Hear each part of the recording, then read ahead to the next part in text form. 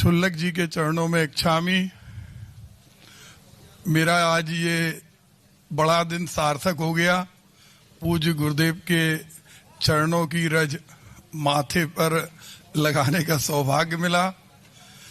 गुरुजी, मेरे मन में केवल एक ही शंका आती है कि शेर पूरी दुनिया में हिंसक पशु है और हिंसक पशु होने के बावजूद हर जगह शेर को, चाहे कोई सा भी धर्म है, शेर को प्रधानता दी जाती। और एक गुरुदेव, छोटी सी शंका और थी, आज हम गए थे, जो शांति पाठ है तो 12 भावना के बाद जो शांति पाठ पढ़ा जाता उसमें सौरठा वगैरह, मतलब वो पढ़ने में जैसे 12 भावना तो लय में पढ़ लेते, लेकिन जो बाकी वो सौरठा, दोहा और फसल अच्छी होवे, राजा प्रजा को देखे, तो इसका कोई विकल्प है क्या? इसी को ही, क्योंकि वो कंठस्थ नहीं होती। मैं आपके चरणों में नमस्कार। मंत्री महोदय की पूरे विश्वव्यापी जिज्ञासा है। आप जब मिनिस्टर थे, मंत्री थे, उस समय भी ऐसी कई समस्याएं तुम्हारे सामने आती होंगी। हिंसक पशु जो है वह हिंसक पशु सृष्टि की व्यवस्था है, उसके लिए दूसरा कोई विकल्प नहीं है। और जब संस्कार विहीन कोई योनि होती है, उनके लिए सृष्टि खुद अपनी कुदरत की व्यवस्था बनाती है। उसका कारण होता है कि वो जानवर इतने ज़्यादा अपराध कर चुका है कि उसको सजा देने के लिए उससे और अपराध करवाना जरूरी है। क्योंकि धारा जो होती है आप लोगों की, कहते ना उसने अपराध किया है, लेकिन जब भी उसको सजा मिल सकती जब उसके ऊपर यह धारा और लागू किया जाए। अब उस धारा लागू करने के लिए साक्ष्य चाहिए। ऐसे ही मनमाने तो नहीं कर देंगे, कोई साक्ष्य होगा, कोई ना कोई प्रमाणिकता होगी। तो उस साक्ष्य बनाने के लिए प्रकृति उन हिंसक पशुओं के लिए वीडियोग्राफ बनाती है कि इस प्रकार की जो हिंसा करने के पूर्व संस्कार के कारण उसने ऐसी हिंसक योनि पाई, और हिंसक योनि पाकर वह हिंसा कर रहा है, तो उनके लिए एक कर्म को दंड देने की व्यवस्था के अनुसार यह प्रक्रिया की जाती है।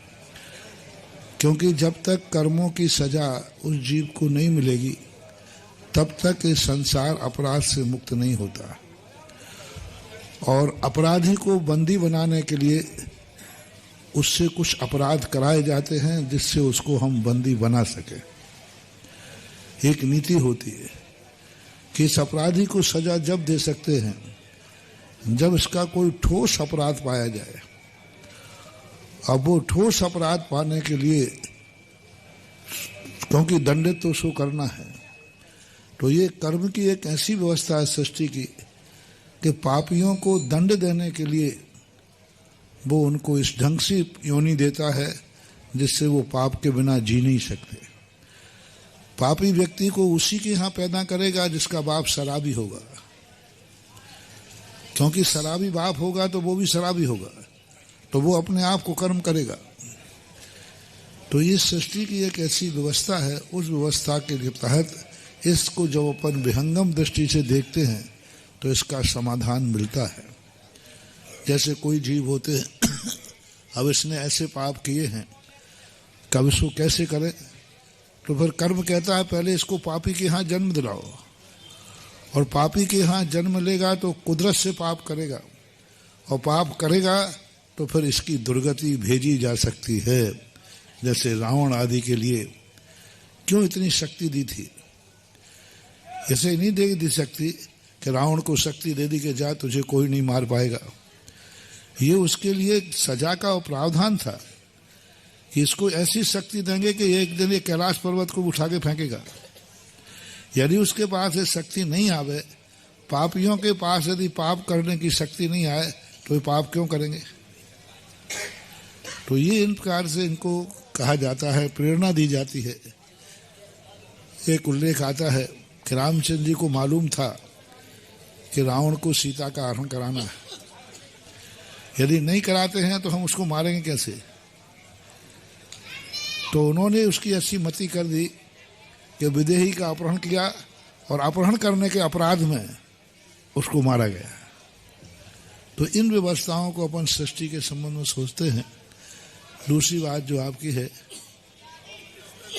जो शांति पाठ के जो ये सब छंद हैं, अपन छंद पढ़ नहीं पा रहे हैं, वो सोरठा कहलाता है। कोई सभी लयबद्ध, पूरा शांति पाठ लयबद्ध है, उसकी सबकी लय है।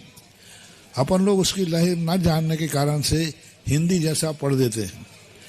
कोई भी छंद जो कवि होता है वो एक ही कविता में अनेक छंदों का प्रयोग करता है, जिससे व्यक्ति का उपयोग बदले और उसको विराम मिले कि अब यहाँ से दूसरा विषय चालू हो रहा है।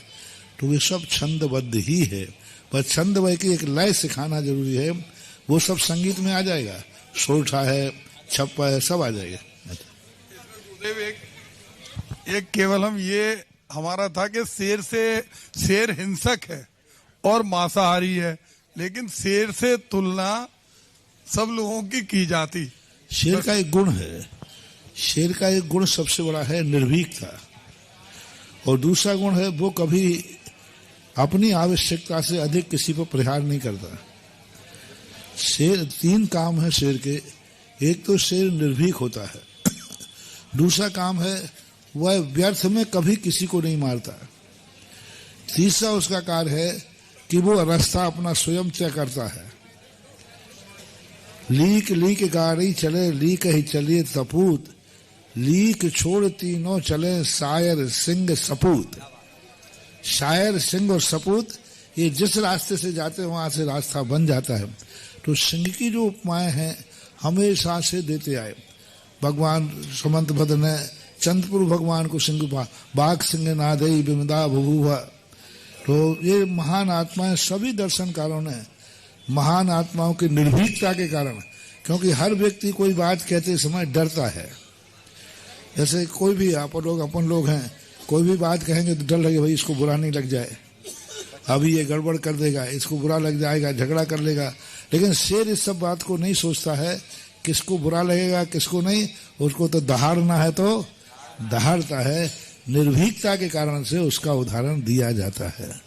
मंत्री महोदय ने इसलिए कहा था, ये शेर के तो घुमा फिरा के बात कर रहे थे, बाकी जो अद्भुत सिंह सामने विराजे हैं इशारा उनकी ओर था। एक बार तालियां बजाइए। छुपे रुस्तम की तरह उन्होंने कार्य किया है।